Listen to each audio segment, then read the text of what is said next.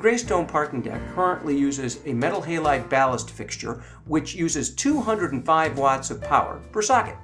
By swapping this out with two 42-watt energy-efficient spring lamps, you can bring your power consumption down by 121 watts per fixture. At 121 watts per fixture, running 24 hours a day, 365 days a year, at a rate of 10 cents per kilowatt hour, by converting watts into kilowatts, you save $106 per year per fixture.